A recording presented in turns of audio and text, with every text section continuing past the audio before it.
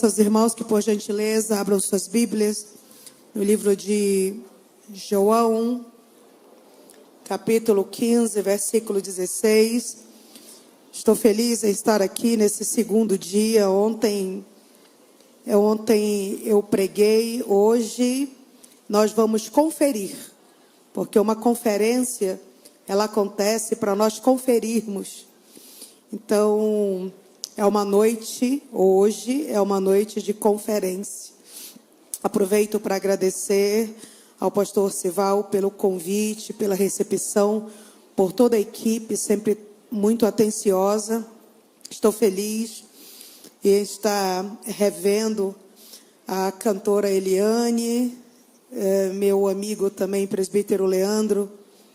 Cantora Eliane, para quem não sabe, é a embaixatriz do nosso abrigo, a Casa na Rocha. Nós temos um abrigo lá no Campos Brancos que recebe crianças e adolescentes vítimas de violação de direitos. E lá essas crianças e adolescentes se encontram com Cristo e têm suas vidas transformadas por esse encontro. E ela é a voz que Deus levantou no Brasil para me ajudar a pelejar essa guerra. E ela e o presbítero Leandro têm feito um grande trabalho pela Casa na Rocha. Diz assim a palavra do Senhor: vocês não me escolheram, eu escolhi vocês. E chamei vocês para irem e produzirem frutos duradouros, para que o Pai lhes dê tudo o que pedirem em meu nome. Ainda mais uma vez, ainda de pé, oremos. Senhor, obrigada, Senhor, por estarmos aqui nesta noite. Nós estamos aqui porque o Senhor nos trouxe até aqui. Ninguém está aqui por coincidência, ninguém está aqui por um erro de cálculo. Todos nós fomos trazidos por Ti, Senhor. Não viemos aqui mostrar roupa, nem sapato, nem passar o tempo. Não estamos com pressa de sair de Tua presença, porque nenhum banco, Senhor, é melhor do que este banco. Nenhum lugar é melhor do que este lugar, Senhor. Não porque tem alguém cantando ou pregando, mas porque o Senhor está aqui. E nós estamos aqui para ouvir a Tua voz, para sentar na Tua mesa e para comer uma comida que não é preparada na terra, é preparada no céu.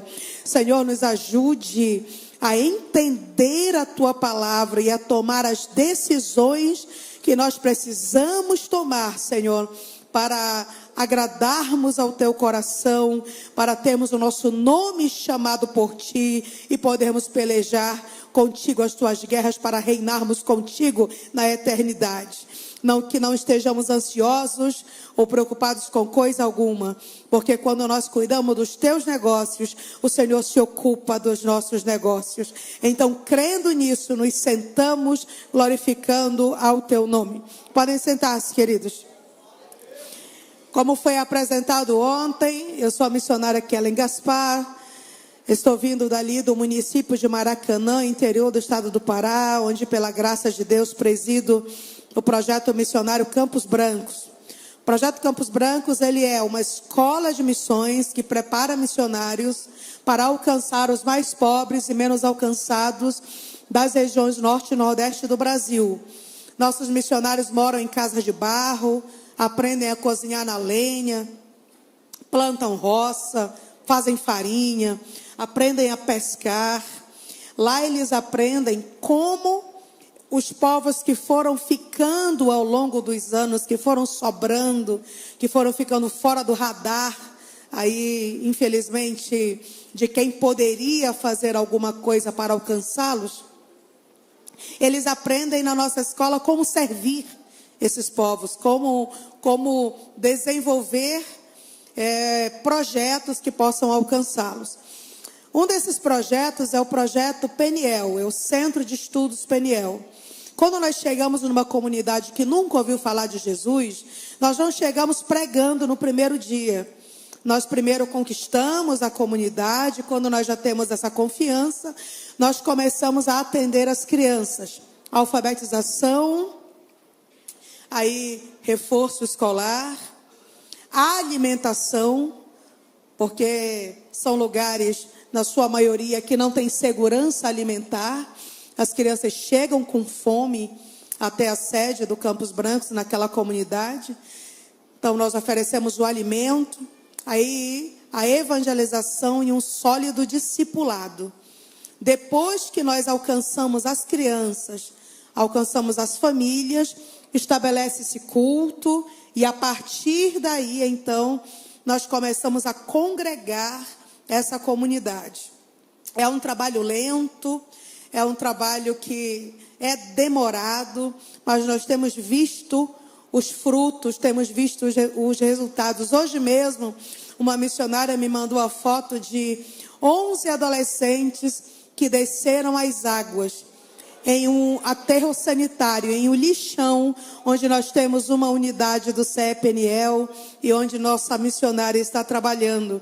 Amados, são meninos e meninas que podem ter pouca importância para os outros. São comunidades que muitas vezes não foram nem mapeadas ainda.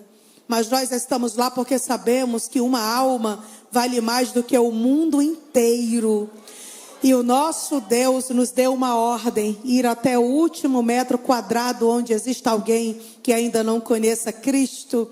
E isso nós estamos fazendo. A realidade é tão diferente da realidade que se vê, por exemplo, aqui em Brasília, que duas de nossas missionárias no Marajó, uma vez eu telefonei para elas e disse, olha, está chegando o Dia das Crianças, reúna as crianças aí da sua base e pergunte o que é que elas querem ganhar. Mas os meninos devem escolher uma única coisa.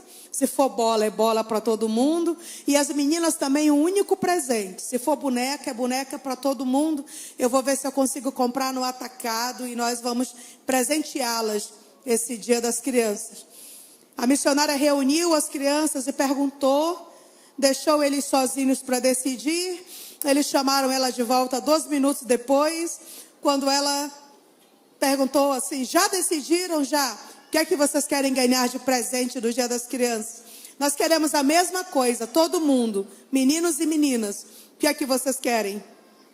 Nós queremos sabonetes.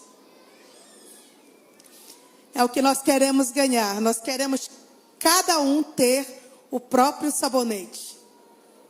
Esse era o desejo deles. Impensável, né? Uma criança desejar um sabonete. Essas são as realidades que nós enfrentamos, irmãos. E nossos missionários estão ali pelejando por essas almas, estão ali fazendo aquilo que nós não podemos fazer sozinhos, né? E nós louvamos a Deus porque nós temos um Deus que também se importa. Tem um testemunho que eu gosto de contar. Uma vez eu estava dando aula em Maracanã e eu perguntei, é uma aula de inglês, eu perguntei para aquela turma que eu estava ensinando, eu perguntei qual sua fruta preferida para um dos meninos. Ele disse, é maçã, mas eu nunca comi. Eu disse, levantem-se. As crianças levantaram, eu disse, orem comigo. E nós oramos assim, Senhor Jesus, Tu que és dono de todas as maçãs do mundo, nos dê algumas. Amém. Encerramos a oração. Alguns dias depois eu fui convidada para pregar na cidade de Castanhal. E, irmãos, eu não cobro para ministrar a nenhum lugar do Brasil. Então eu fui, o pastor estava preocupado porque a igreja era pequena, porque não tinha condições de me dar uma oferta. Eu disse, pastor, fique tranquilo. O serviço que eu estou prestando aqui já foi pago no Calvário. Se eu pregar todos os dias da minha vida, até o dia que eu morrer, eu ainda morro devendo. Então fique em paz. Mas quando ele estava me acompanhando até o carro depois do culto, ele disse assim, eu me lembrei de uma coisa. Do que, pastor? Aqui na rua da igreja quebrou uma carreta carregada com maçãs argentinas e eles estavam vendendo a um preço muito barato e nós compramos algumas caixas. A irmã recebe sua oferta em maçã? Eu disse, recebo, pastor, recebo em maçã. Todas as crianças comeram maçã e ainda levaram para casa. Esse é o nosso Deus. Ele é um Deus sensível, é um Deus empático, é um Deus que ouve, é um Deus que vê, é um Deus atento, é um Deus que sabe, é um Deus que faz. Então, queridos, Os irmãos que quiserem ajudar o Projeto Campos Brancos, eu trouxe um material, ele está lá fora. Eu trouxe apenas 3 livros, trouxe o Pacal, trouxe Segredos do Campo Missionário, que todo mundo que trabalha com missões deve ter esse livro. E trouxe também o Pacalzinho, que é o meu primeiro livro para crianças. É um livro de capa dura, é um livro que vai ensinar o teu filho a amar missões, a investir em missões, a orar por missões. Semeia, coloca essa semente no coração da tua criança. A tua criança não é a igreja de amanhã, a tua criança é a igreja de hoje. E para que ela seja uma igreja de hoje forte, é preciso que nós ensinemos esses princípios. Bem, então vamos começar a conferir na nossa conferência. Eu trago alguns números, irmãos, que são números que nos entristecem, nos envergonham, são números que nos mostram que nós estamos entretidos e ocupados com muitas coisas e não estamos fazendo aquilo que o céu nos chamou para fazer. Nós não estamos aproveitando todas as oportunidades, não estamos entrando em todas as portas, não estamos dando o devido valor à obra pela qual Cristo morreu. Que isso, irmã Kellen? Que absurdo! Não! Nós somos 2 bilhões de cristãos. 2 bilhões de cristãos. E nós ainda temos 1/3 do mundo para alcançar para Cristo. 1/3. Nós temos 53% do PIB mundial está na mão dos cristãos. E nós ainda temos 1/3 do mundo para conquistar para Cristo. Nós temos recursos financeiros suficientes para alcançarmos o mundo todo 7 vezes e meio. E nós não estamos alcançando, porque nossos recursos estão indo para outros objetivos que não são os objetivos que são do interesse de Deus. Que números é esses que nos envergonham? Primeiro, nós ainda temos 16.750 povos que nunca ouviram falar de Jesus. Nós temos 8.000 macropovos onde o evangelho nunca foi pregado nenhuma única vez. Das 6.528 línguas faladas hoje, em 4.040 nós ainda não temos a Bíblia toda traduzida, apenas algumas porções da Bíblia. E em 1.800 nem um versículo da Bíblia é traduzido. E eu tenho perguntado ao Senhor, onde estão os tradutores das Escrituras? Aonde estão os jovens que estão sonhando em traduzir a Bíblia para uma língua ágrafa? Aonde estão aqueles que estão orando essa oração, Senhor, gasta-me na tua obra? O que eu tenho visto, irmãos, é uma geração que quer ser um sucesso. Uma geração que quer ganhar tudo que o mundo tem para oferecer. Queremos a melhor casa, o melhor carro, o melhor celular, o melhor guarda-roupa. Nós queremos tudo o que tem, o que o mundo oferece de melhor. E o problema não é nem esse. É nós sermos um lago estagnados, onde só nós nos beneficiamos daquilo que o Senhor tem nos entregado. Não temos encontrado jovens com muita frequência que queira ser desafiado a traduzir as Escrituras. Das 120.000 pessoas que morrem por dia, 80.000 morrem sem ter ouvido falar de Cristo nenhuma única vez. Hoje, inclusive, até a meia-noite, 80.000 pessoas morrerão sem ter ouvido falar de Cristo nenhuma única vez. E o que acontece com alguém que morre sem ouvir falar de Cristo? Irmãos, infelizmente, não tem boas obras que possa lhe salvar. Infelizmente, não tem inocência que possa lhe salvar. Porque a Bíblia diz que Jesus é o caminho, a verdade e a vida. E a Bíblia diz que ninguém, absolutamente ninguém vem ao Pai a não ser por Ele. A Bíblia diz que Jesus é o único nome pelo qual importa que sejamos salvos. Não há inocência que implique em salvação. Não há boas obras que impliquem em salvação.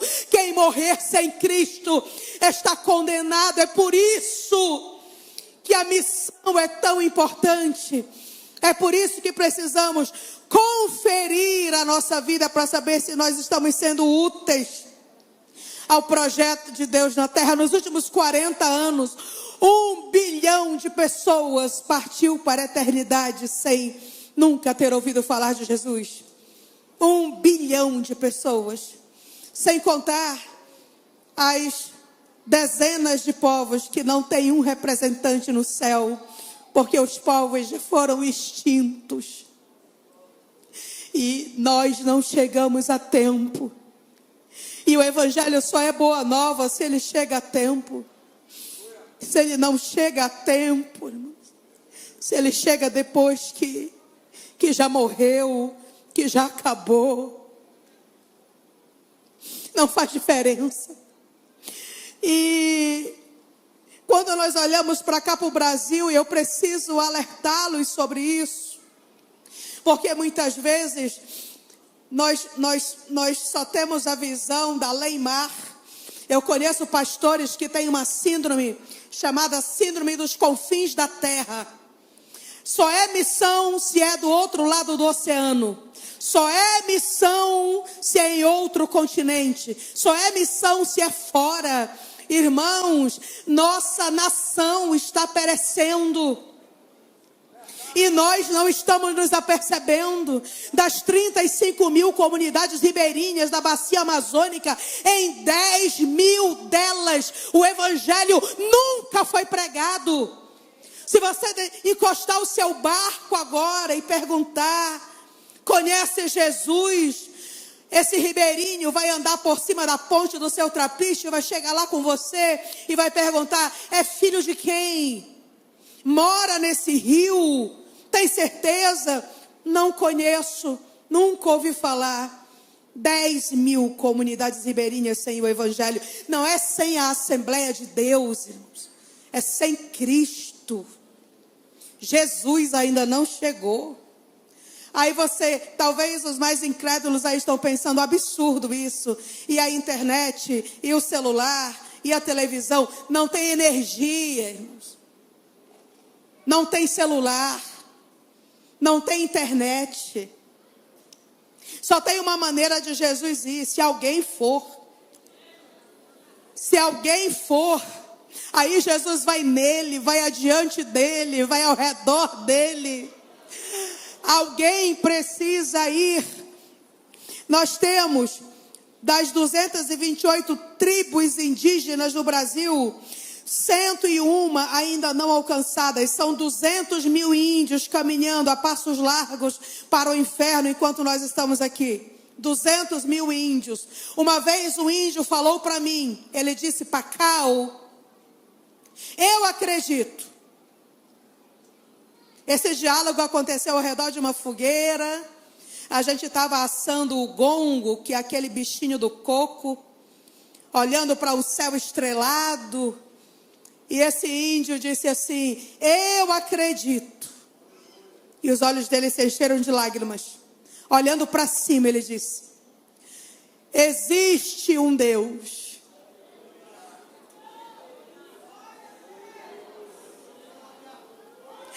Eu não sei o nome dele. E eu não sei onde ele mora. Mas eu sei que ele existe. Eu sinto dentro do meu coração que ele existe. Se eu soubesse o nome dele e soubesse onde ele mora, eu iria chamá-lo para que ele salvasse a mim e a minha casa. Para aquele índio eu pude falar, para outros 200 mil, não. Nós temos 700 mil ciganos da etnia Calon, esperando por um missionário que arme e desarme tendas e ande com eles. Nós temos dos 3.524 quilombos, em 2.000 deles, não há e nunca houve nenhuma presença missionária evangélica. Nós temos, queridos, no sertão, onde boa parte dos colegas que aqui estão trabalham, entre 6 e 8 mil assentamentos, onde o evangelho ainda não chegou. Entre 6 e 8 mil assentamentos, esperando. Tem um deles que nós alcançamos há 8 anos, há 9 anos. O nome era Lagoa das Cobras. Fui dar a posse das missionárias lá. Irmãos, não chovia há 8 anos, fazia 40 graus na sombra. O caminhão-pipa ia uma vez a cada 20 dias levar água. O lugar era terrível, seco. A terra cheia de pedras. Não havia uma folha verde em dezenas de quilômetros. Quando eu fui fazer a primeira visita às missionárias, irmãos, a comunidade havia mudado de nome. Não era mais Lagoa das Cobras. Eles se reuniram e colocaram o nome de Lagoa da Boa Esperança, porque Jesus chegou. E onde Jesus chega, muda tudo. Eu comi o feijão com girimum plantado delas.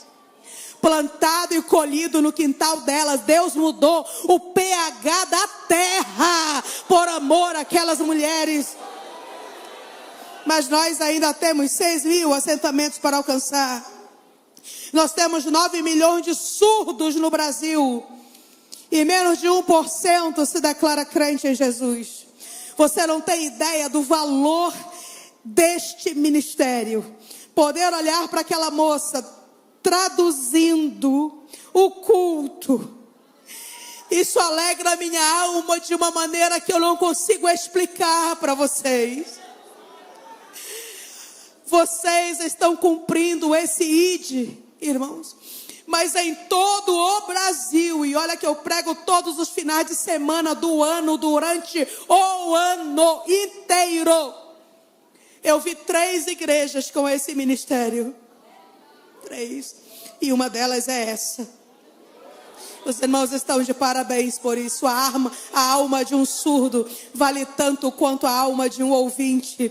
Preparei uma missionária no Campos Brancos durante um ano inteiro. Um ano inteiro. Paguei o melhor curso de Libras possível para que ela alcançasse um surdo em uma ilha. Eu conheci esse rapaz. Eu não tinha o conhecimento de Libras.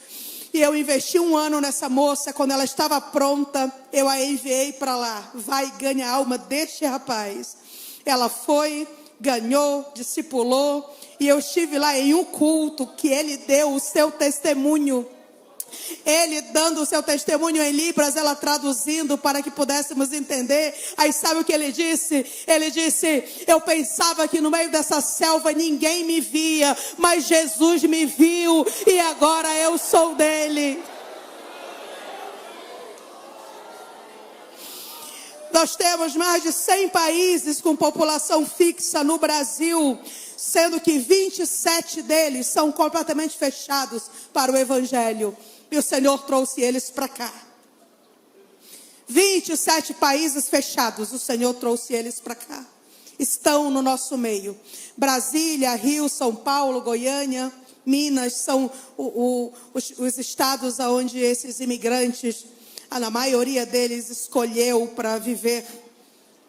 Só que parece que estamos muito conformados, muito acomodados, estamos muito tranquilos, muito confortáveis para olhar para o lado, irmãos. E olha, é um mistério tão grande que a eternidade de um homem dependa da voz de outro homem. E se nós nos calarmos, a palavra não está em outro lugar, a palavra só está conosco. Se nós não fizermos alguma coisa, não há esperança para o mundo que está perecendo. Nós sabemos que a obra missionária, ela tem inimigos terríveis, irmãos. O mundo odeia missões, a carne odeia missões, o diabo odeia missões. Quando eu digo o mundo, talvez você pense o mundo lá fora, irmã Kellen. Não. Mas como assim aqui dentro? É mais ou menos assim, ó. Olhe para mim. Senhor, eis-me aqui. Usa o irmão João. Senhor, eis-me aqui. Envia o irmão Antônio. Senhor, desperta os jovens para a obra missionária, mas meu filho não. Senhor, desperta moças para traduzir as escrituras, mas deixa minha filha em casa. E alguns até comem do altar, vivem do altar, mas são ingratos para com o altar. Meu filho, você vai ser um sucesso. Meu filho, você vai ter o que o seu pai nunca teve. Meu querido, que seu filho seja o embaixador do céu e tenha a salvação. E você já vai ter feito um trabalho extraordinário como pai. Estamos na sala, na antessala da eternidade, irmãos. Na antessala da eternidade. Nós precisamos amar a obra missionária e não tentar apagar a chama no coração dos outros. E nós somos assim, temos sido bombeiros na vida de muita gente. Ah, o Senhor está me chamando, esqueça isso, não vá sofrer. Missão é sofrimento, isso é mentira de Satanás. O Deus, Ele sustenta tudo aquilo que Ele governa.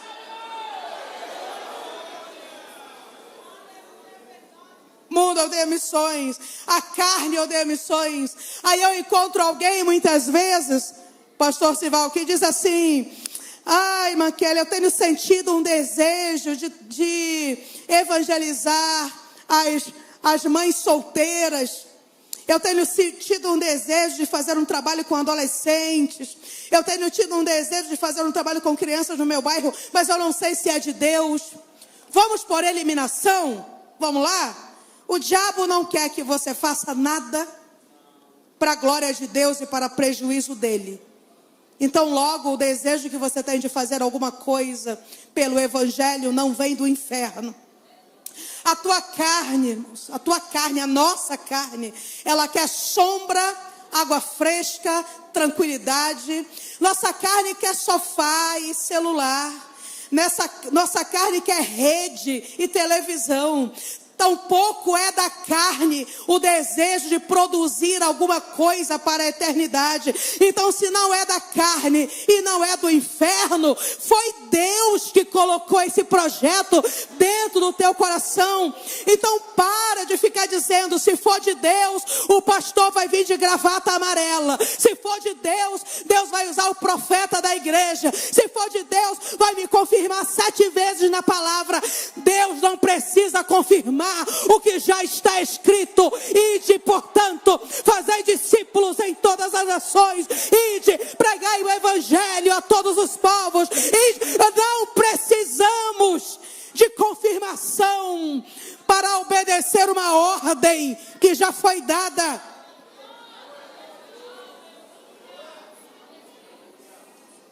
Mundo, carne, diabo odeia missões. Por muito tempo ele só matava os missionários. De uns séculos para cá, ele percebeu que não era bem assim que ele ia conseguir vencer a guerra que ele estava se propondo.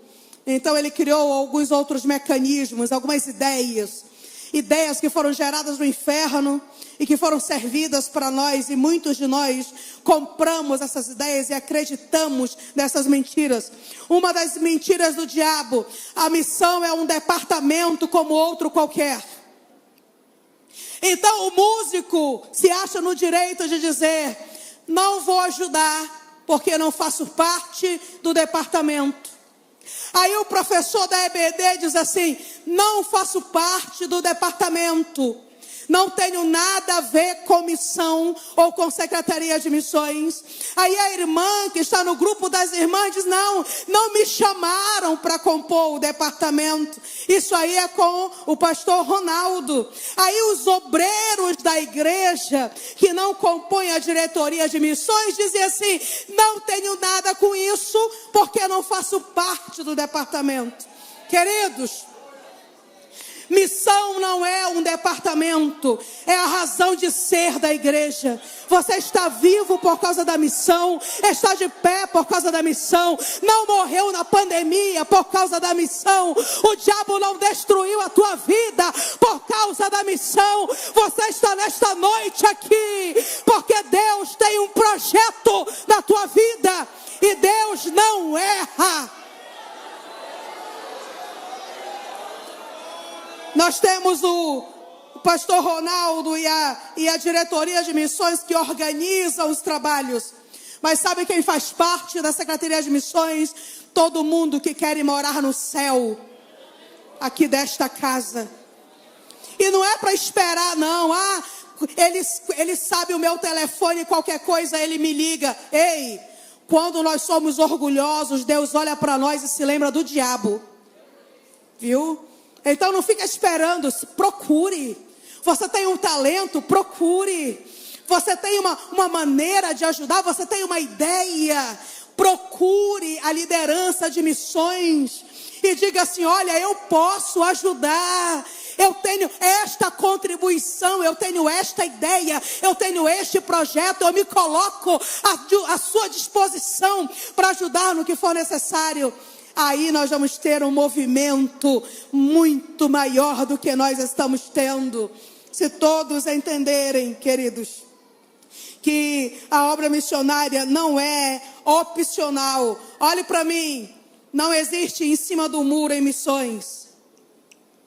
Se você não está fazendo, você está atrapalhando.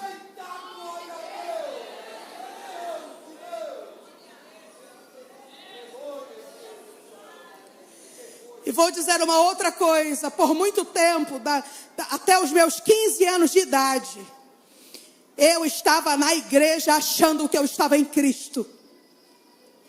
Eu não perdia um culto. Mas um dia eu entendi, Senhor, eu sou uma farsa. Eu entendi isso com 15 anos de idade. Eu sou uma farsa, Senhor.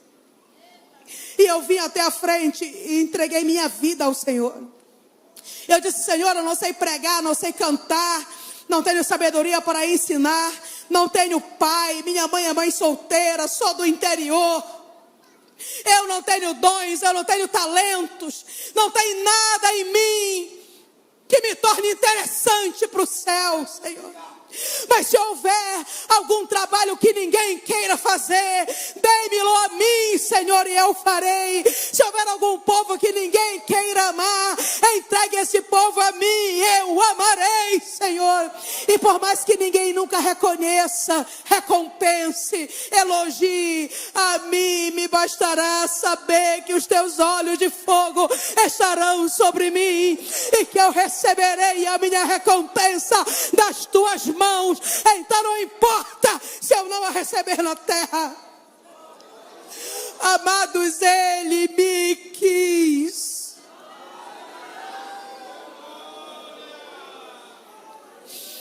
Ele te quer também.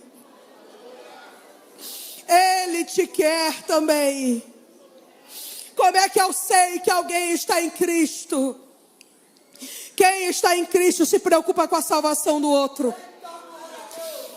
Se eu não estou nem aí para a salvação de ninguém, eu posso ter nascido na igreja, passado a vida toda na igreja, morrer e ter meu corpo velado na igreja e ir para o inferno. Porque nunca me interessei em batalhar com Cristo, em batalhar por Cristo, e só vai reinar com Ele quem pelejar por Ele. Não é opcional, queridos. Então o diabo inventou a departamentalização, como se a missão repousasse apenas nos ombros de uma diretoria e todos nós estivéssemos aqui só passeando. Não acredite no diabo, faça parte, se envolva enquanto é tempo, se comprometa enquanto é tempo. Outra mentira do inferno: eu não tenho chamado. Ah, é tão bonito ouvir a irmã Kellen falando de missões, a Eliane cantando, falando sobre missões. É uma pena que meu chamado não é esse. Irmãos, nem todo mundo vai para as selvas como eu fui. Óbvio. Nem todo mundo vai para o sertão, como os nobres colegas que aqui estão. Nem todo mundo vai para o centro-oeste.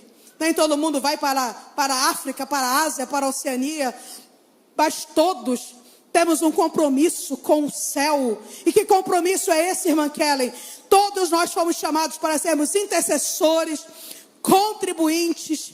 E todos nós fomos chamados para ser uma testemunha viva de um Cristo vivo. Fomos chamados para florescer onde nós estivermos. Nós não podemos ter medo de arriscar a nossa reputação. E essa responsabilidade é de toda a igreja, amados. Então, não existe ninguém aqui que não tenha chamado. Nós lemos na leitura que fiz quando iniciei. Vocês não me escolheram, eu escolhi vocês. E os nomeei para que fossem e dessem frutos. Você foi escolhido para produzir frutos. Não existe ninguém nesta noite aqui que não esteja dentro da especificação deste versículo. Outra mentira do inferno: o missionário é um cidadão de segunda classe. É alguém para quem todas as portas estavam fechadas e foi ser missionário porque não tinha outra opção. O missionário é alguém que não quer trabalhar. É alguém que está fazendo turismo às custas da igreja. O missionário é um pobre coitado. Aí você diz assim: eu nunca pensei uma coisa dessas, irmã Kelly. Não pensou, mas dá o ventilador sem hélice para o missionário. Nunca pensei, mas dá a geladeira sem motor. E ainda manda ele ir buscar. Só não tenho como lhe mandar lá para o senhor. Se o senhor vier buscar, dá o ferro sem resistência. Dá a camisa de seda com a marca, o buraco do ferro atrás. Dá a gravata que tu já usou 8 anos. Toma, irmão, para ser uma bênção na tua vida. Dá o brinquedo que o teu filho brincou o ano todo. É assim, irmãos. É assim que nós estamos tratando homens e mulheres que têm dedicado sua vida em defesa do Evangelho. Os missionários dessa igreja, eles não foram no lugar dos senhores, eles foram como seus representantes. E cada lágrima derramada em campo por causa de uma necessidade que a igreja poderia suprir e não supriu, o Senhor cobrará de nós. Por cada lágrima, por cada dor, por cada lamento, o Senhor cobrará de nós. Então, por isso que eu digo que missão não é emoção. Eu não preciso que os irmãos chorem, gritem, se joguem no chão, façam um aviãozinho. Eu quero que os irmãos decidam. Missão é decisão. A partir de hoje, eu não vou viver só para mim. Eu vou ser uma bênção para a missão que Deus confiou a esta igreja. Eu não vou ser um espectador. Eu não vou ficar olhando de longe. São 38 famílias, meus irmãos, que o Senhor confiou a esta igreja. E vocês têm o privilégio.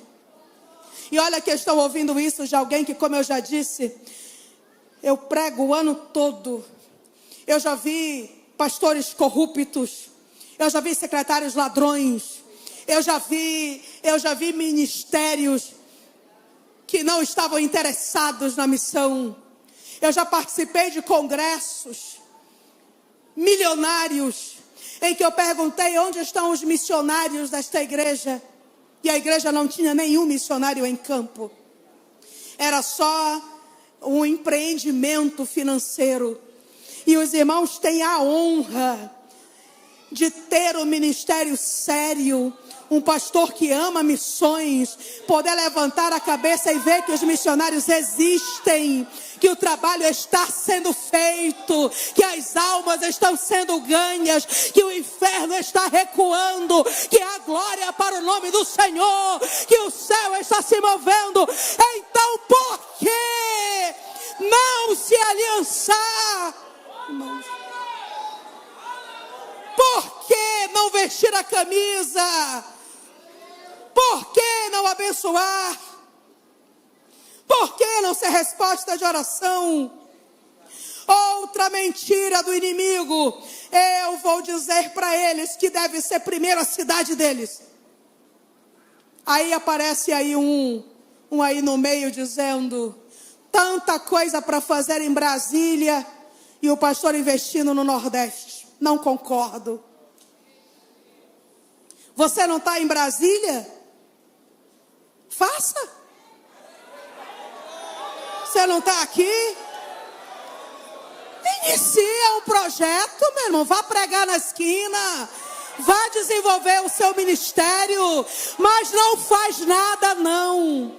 Essa é a palavra do covarde. É aquele que não faz, não concorda com o que está sendo feito e ainda tenta arrebanhar outros para que não concordem junto com ele. Hoje é dia de arrependimento, de quebrantamento.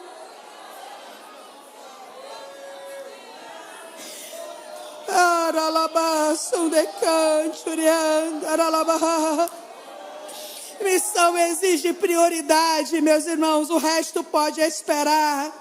A alma que está indo para o inferno precisa de Cristo hoje. Há tantos projetos no coração dos missionários que estão aqui. Há tanta coisa que já está escrita, que já está desenhada. O céu está vendo isso. E o dinheiro de Deus que será usado nesse empreendimento está no bolso dos crentes da igreja em Brasília. É por isso que Deus tem abençoado essa igreja, prosperado essa igreja, curado essa igreja, levantado essa igreja, defendido essa igreja, para que essa igreja possa investir naquilo que Deus tem colocado no coração dos senhores. E isso vai acontecer. Agora, o que é que nós podemos fazer, irmãos? Chegamos no ponto de decisão agora. Agora é a decisão. Primeira decisão que o céu precisa que nós tomemos nesta noite é um sério compromisso com a intercessão missionária. Nós precisamos entender que o missionário ele está numa zona de risco, em que ele tem todos os dias canhões do inferno apontados para a sua alma. E nós somos aqueles que o Senhor levantou para ficar com a bagagem. Nós somos aqueles que o Senhor levantou para sermos a artilharia e a infantaria. Então o que é que nós vamos fazer? Orar por missões. Mas sabe como nós oramos por missões? Nós oramos assim: Senhor, me cura da coluna, arruma um marido para minha filha, abençoa os missionários, abre uma porta de emprego para o meu filho. Ouviu aí? 3 segundos. Não era essa a ideia de Cristo quando ele disse para nós rogarmos ao Senhor da seara, pelos ceifeiros de sua seara. Rogar é clamar com lágrimas, irmãos. Ore pela saúde física. Temos missionários que estão doentes, inclusive aqui, nesta noite. Estão doentes. Missionários que têm exames para fazer. Ninguém me disse isso, irmãos. Ninguém me falou isso. Eu não tive contato com nenhum deles. Mas o Espírito fala ao meu coração. Missionários que têm exames para fazer. Missionários que estão doentes. Missionários precisando de tratamento. Missionários precisando de um milagre. Porque o problema não pode ser resolvido pela medicina, mas quem dá a última palavra é aquele que se assenta sobre o trono. Então vamos orar pela saúde física, vamos orar pela saúde emocional. Como assim, irmã Kellen? Missionários ansiosos, irmãos, missionários depressivos, missionários com transtorno obsessivo compulsivo, missionários com insônia, missionários que não estão conseguindo mais lidar com seus sentimentos, lidar com os problemas do campo, lidar com as questões familiares. E nós precisamos orar pela saúde física, emocional, pela saúde financeira, pela saúde familiar, pela saúde espiritual. Sabe como você vai orar, igreja? Ore para que não morram. Ore para que não desistam. Ore para que não caiam. Ore para que a palavra dita por eles tenha um impacto no coração de quem está ouvindo. Ore para que Deus lhes dê autoridade, para que Deus lhes dê graça, para que Deus lhes dê os dons do seu espírito, para que Deus lhes dê fruto. Ore para que o trabalho que eles estão desenvolvendo se prospere, para que o inimigo recue, para que os projetos de Satanás sejam frustrados. Ore. Uma vez eu estava em perigo na selva, irmãos. Um perigo que eu não tenho tempo de contar para vocês hoje. Mas quando o perigo chegou, eu me abaixei ali. Pensei, pronto, acabou. A minha vida nesse momento acabou. Mas de repente, o perigo passou. Eu olhei ao redor, olhei para o céu e falei, Senhor... Eu fiquei com tanto medo que eu não tive condições de fazer nenhuma oração. Da onde veio esse livramento, Senhor? Da onde veio este livramento? E o céu falou comigo. E o céu me disse assim, nesse momento, uma serva minha dobrou os joelhos dela no quarto dela e orou pelos missionários no mundo inteiro. E a oração dela te alcançou. A oração dela te alcançou. A oração dela te alcançou. Aqui. Tudo que ele faz é resposta às orações. Consiga com o pastor Ronaldo o nome dos missionários, anota na contracapa da tua Bíblia, coloca no teu cantinho de guerra, coloca debaixo do vidro da tua mesa, coloca essa relação na porta da tua geladeira, começa a orar por eles diariamente. É com oração que começa, porque quem não ora também não contribui. Quem não ora não é resposta da oração de ninguém. É por isso que tudo começa com oração. E se essa igreja se comprometer em orar, irmãos, vai acontecer algo extraordinário em cada um desses setores. O que vai acontecer daqui para frente, olha... não terá como ser comparado ao que ficou para trás. Um novo tempo vai começar em cada uma dessas áreas missionárias, se essa igreja se comprometer em orar. Segunda coisa que o céu espera que nós façamos é dizer não ao marketing do diabo.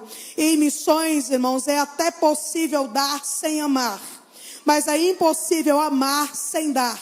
As estatísticas, no entanto, dizem que nós gastamos mais com Coca-Cola do que com missões. Gastamos mais com chicletes e balas do que com missões. Gastamos mais com maquiagem do que com missões.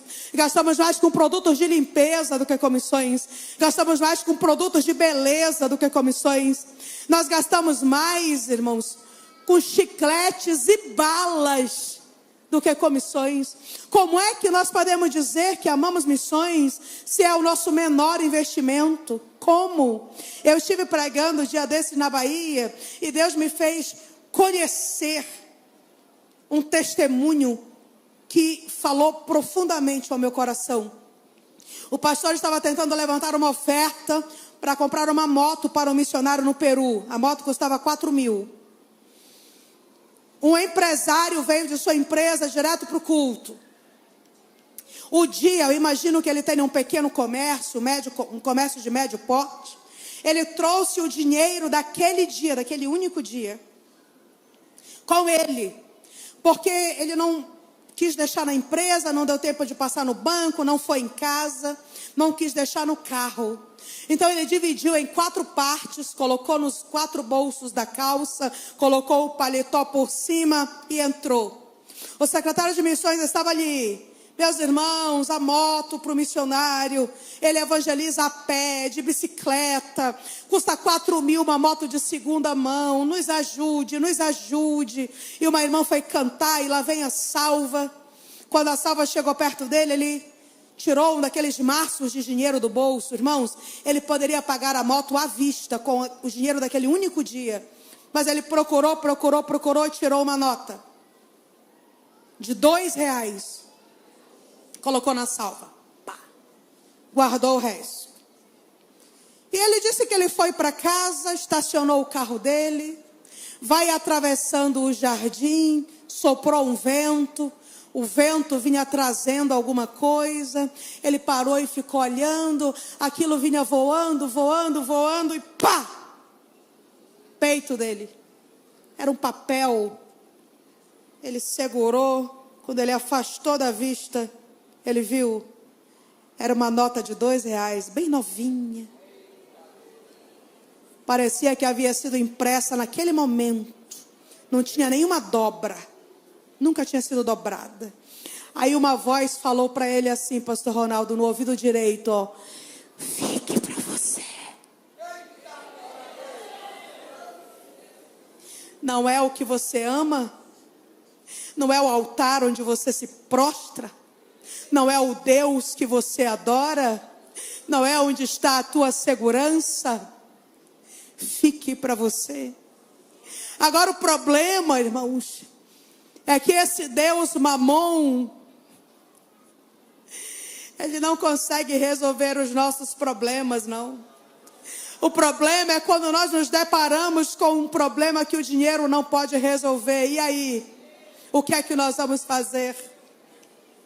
O dinheiro promete segurança, mas se Deus não guardar a casa, em vão vigia o sentinela. O dinheiro promete paz em gotas, em drágeas, mas só quem dá a verdadeira paz para o cristão é o príncipe da paz, que é uma paz que excede todo o entendimento. O dinheiro promete alegria, mas quando o fogo se apaga, quando a mesa é limpa e os amigos vão embora e a solidão chega, o dinheiro não pode preencher esse vazio. Mas quando nós confiamos no eterno, nós sabemos que nós permanecemos alegres, porque a nossa alegria não é uma circunstância, a nossa alegria é uma pessoa, a nossa alegria é Cristo. O dinheiro promete coisas que só Deus pode dar. Então vamos prestar atenção onde nós estamos nos curvando. Eu fiz uma viagem esse ano para visitar meus missionários do Nordeste. E eu tinha, irmãos, na minha previdência, porque eu estou ficando cada ano mais velha.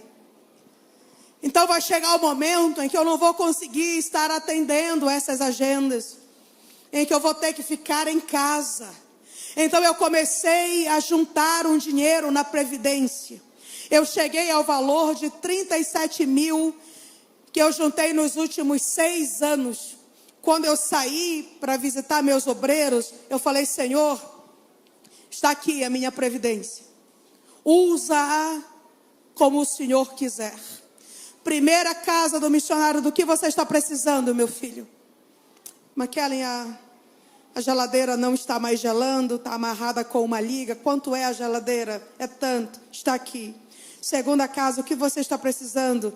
Terceira casa, o que você está precisando? Quando a minha viagem terminou, eu tinha investido 34 mil dos 37 da Previdência. E não pense assim, ai, coitada da irmã. Não, irmão, foi o investimento mais inteligente da minha vida. A Previdência pode quebrar. Um hacker pode levar todo o meu dinheiro. Eu posso receber um diagnóstico que 37 mil não dão nem para o início do tratamento. Eu investi em um Deus que diz assim: dê e vos será dado, boa medida, recalcada, sacudida, transbordante, generosamente vos darão. Foi o melhor investimento que eu poderia ter feito. Sabem de uma coisa? Não vai faltar na minha velhice.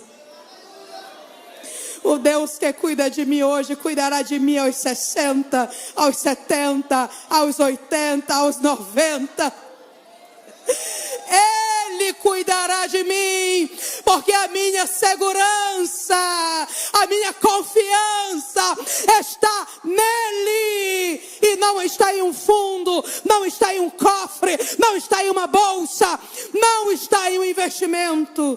Minha segurança está no meu Senhor. E eu quero te convidar a fazer um investimento inteligente a partir de hoje.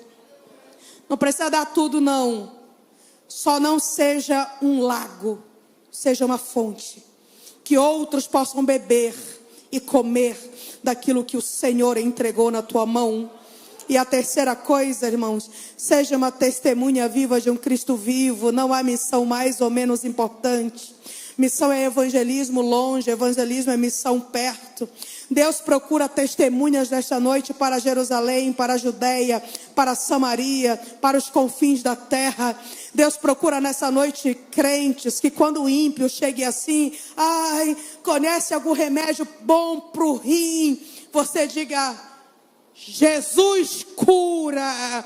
Eu posso fazer uma oração por você agora. Ele procura cristãos que quando o ímpio chega e diz assim: conhece algum remédio para dormir? Eu não consigo dormir. Você diga: eu posso orar por você. E o Deus que tem a paz, que excede todo o entendimento, pode ministrar essa paz ao teu coração. Deus não precisa que você seja um teólogo. Ele não precisa que você seja um filósofo.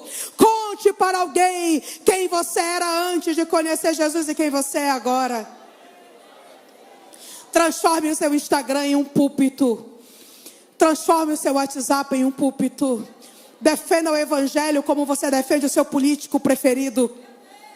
Entre na guerra para defender o evangelho, para defender Cristo. Conte para as pessoas o que Ele já fez na tua vida. As pessoas não querem uma filosofia, irmãos. Elas querem um testemunho. Não tenha medo de arriscar a sua reputação. Ah, irmã Kelly, mas eu não sei pregar. Não sabe pregar, mas ora. Ah, irmã Kelly, mas eu não sei cantar. Não sabe cantar, mas testemunha.